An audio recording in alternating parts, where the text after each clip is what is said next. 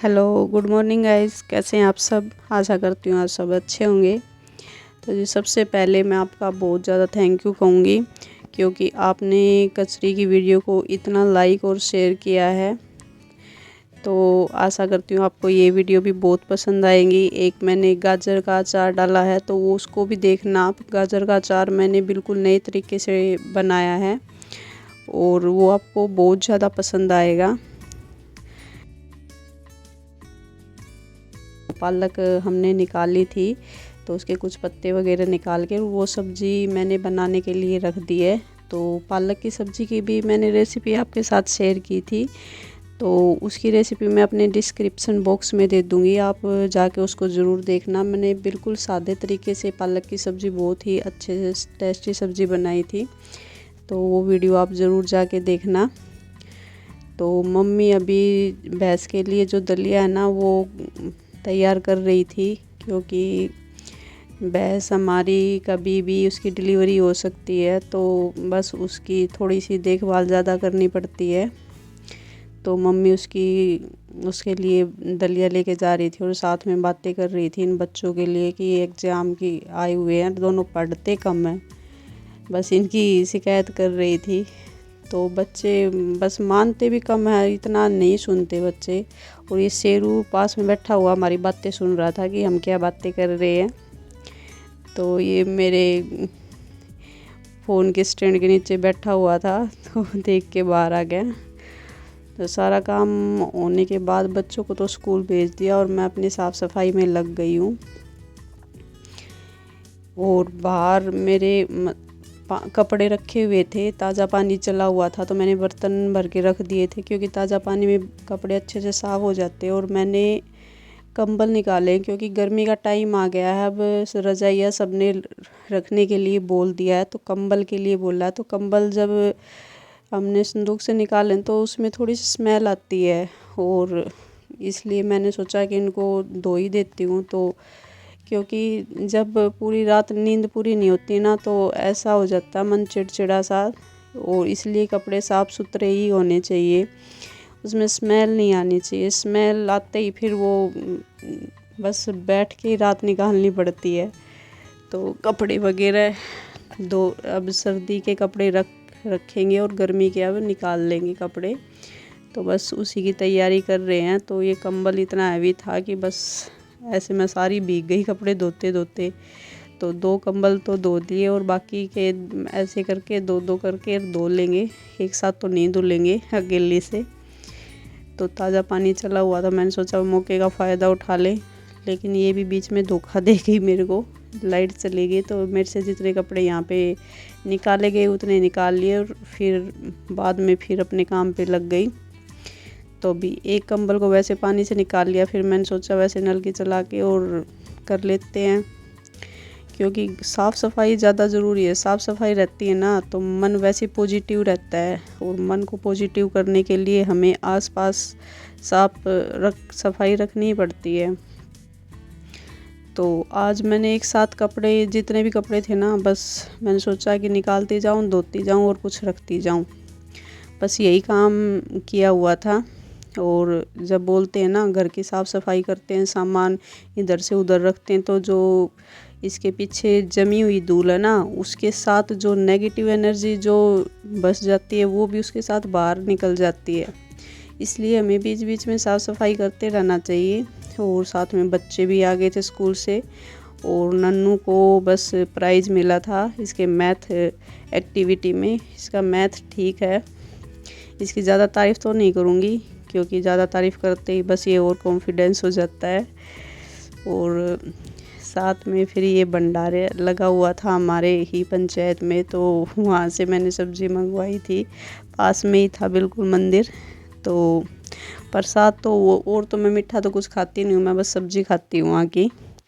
तो पहले मैं ये सब्ज़ी खाने के लिए आ गई, और फिर लग गई अपनी सफाई के वापस से। ज़्यादा धूल मिट्टी तो नहीं थी, लेकिन होली के नाम की साफ़ सफाई करनी थी, तो वही कर रहे हैं। इससे ऐसा है कि ये आजकल के दिन इतने आलकस भरे होते हैं, कुछ करने का मन नहीं करता। जब साफ़ सफाई कर लेते हैं ना, तो मन अपने आप पॉजिटिव हो जाता है, और बस काम फिर भाग भाग के करने लगते हैं। बस अखबार वगैरह चेंज कर लेंगे क्योंकि ज़्यादा धूल है नहीं, क्योंकि सफाई हुई थी कुछ दिन पहले, पेंट वगैरह सब कुछ करवाया था घर का, तो इतनी धूल मिट्टी नहीं थी। फिर भी थोड़ी बहुत कर लेनी चाहिए बीच बीच में। इससे यूँ है कि सामान ऊपर नीचे होता है ना, तो मन भी थोड़ा सा पॉजिटिव हो ही जाता है। तो बस हो गई हमारी साफ़ सफाई, एक रूम की तो हो गई, दूसरे रूम की भी करेंगे, लेकिन बीच बीच में मेरे को कपड़े भी संभालने पड़ते हैं। तो यहाँ का काम होने के बाद मैं चली गई इनके साथ,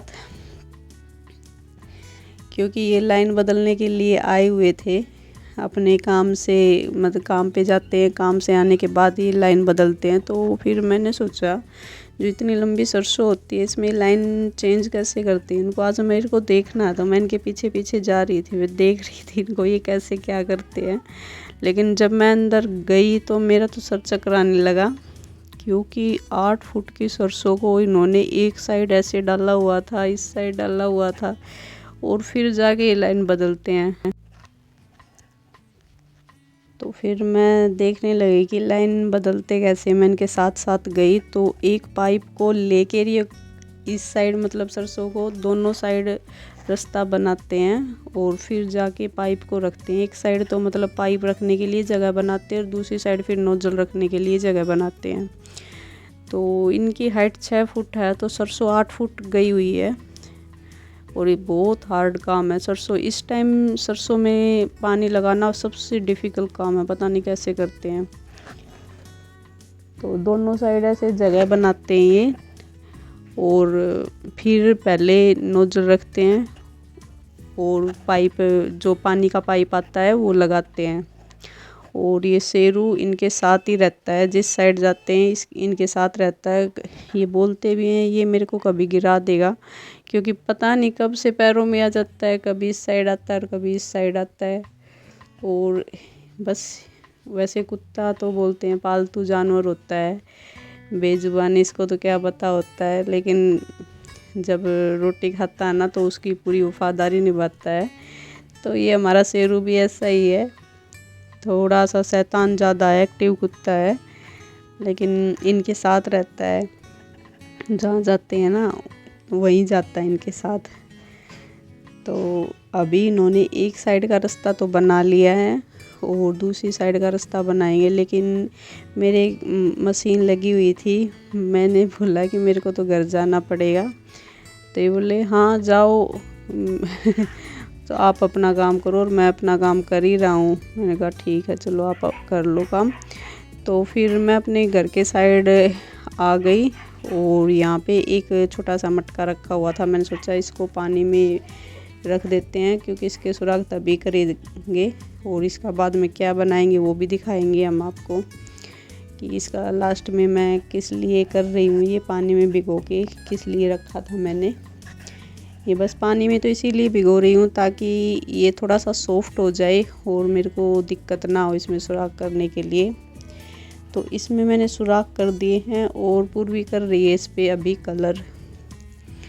तो इनके कलर रखे हुए थे बच्चों के, तो ये बोली कि मम्मी इस पे कलर तो मैं कर दूँगी, मैं थोड़ा सा डिज़ाइन बना दूँगी। मैंने कहा चलो ठीक है बेटा आप बना लो।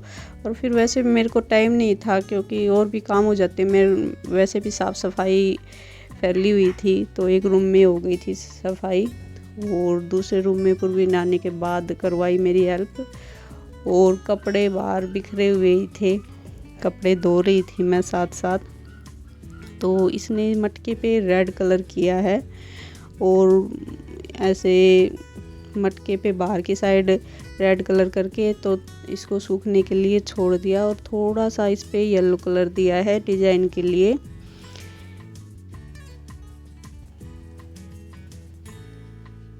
इसकी किनारी पे भी इस येलो कलर ही किया, गोल्डन करते।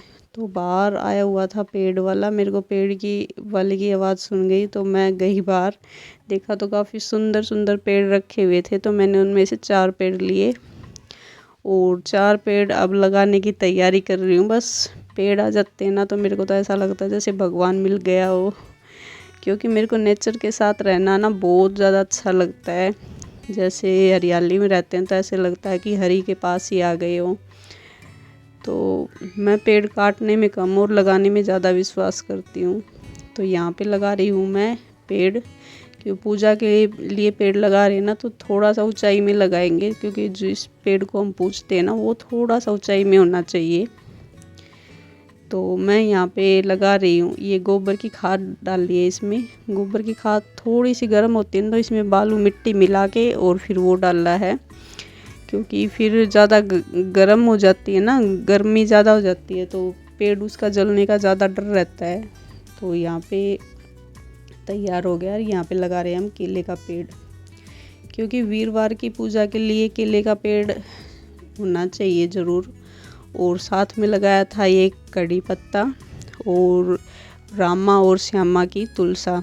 ये 4 पेड़ लिए थे हमने, क्योंकि अभी बस यही लगाने थे। और बाद में बोल रहे थे 1-2 पेड़ और भी लेंगे, लेकिन बाद में देखेंगे अभी। तो मैंने तो अभी पूजा के लिए अपने लिए मेरे को जो चाहिए थे ना, मैंने सिर्फ वही पेड़ लिए हैं। तो ये पेड़ देखो मैंने बहुत से पेड़ लगाए हुए हैं और आसपास की सफाई भी करेंगे। तो बस काम करते करते बाहर का बिखरा हुआ था तो सोचा कि अब यहाँ से भी साफ़ सफाई कर ही देते हैं, क्योंकि ज़्यादा इस साइड से आना जाना होता है ना तो कूड़ा कचरा ज़्यादा हो जाता है। और फिर वैसे भी मैंने थोड़ा सा घास वगैरह निकाल के गिराया था ना तो मिट्टी ज़्यादा हो गई थी। तो ये देखिए हमारा तैयार हो गया है मटका, कलर वगैरह करके। इसमें लगाई है धूप। हम सामग्री भी रख सकते हैं, सामग्री जो अंगारे होते हैं ना उसको डाल के और सामग्री भी रख सकते हैं। तो जो खुशबू हमें पसंद होती है ना उसकी धूप हम लगा लें और कमरे में ऐसे लगा लेते हैं ना तो बस मन थोड़ा सा पॉजिटिव हो जाता है और नेगेटिव एनर्जी हमारी अपने आप ही दूर हो जाती है। तो इस तरीके से मैं अपने घर की नेगेटिव एनर्जी को दूर करती हूँ और पॉजिटिव एनर्जी को घर में लेते हैं। और बोलते हैं ना थोड़ी हमारी सोच भी पॉजिटिव ही होनी चाहिए, जैसा हम सोचते हैं ना हमारे साथ बिल्कुल वैसा ही होता है। तो ये देखिए हमारा मटका कितने अच्छा से तैयार हो गया है और चारों तरफ खुशबू ही खुशबू फैला दी। और इसमें हमने मोगरे की जो धूप आती है ना वो धूप लगाई है, चारों तरफ फैल गई। तो जी आज के व्लॉग में इतना ही। अगर आपको मेरा व्लॉग पसंद आया तो प्लीज़ इसको लाइक शेयर और सब्सक्राइब कर दें।